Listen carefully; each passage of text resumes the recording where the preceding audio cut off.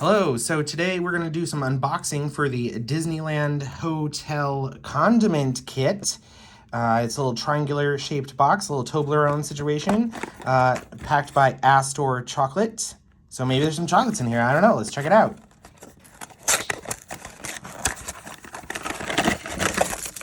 Oh man, look at all this stuff. We got two original International Delight creamers.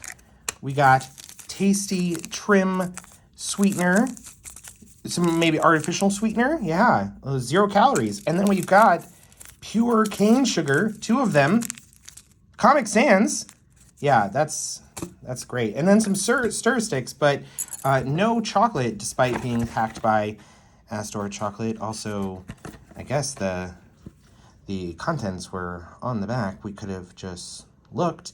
Anyway, don't forget to like, comment, and subscribe. Thanks for joining for the Disneyland Hotel Condiment Kit unboxing.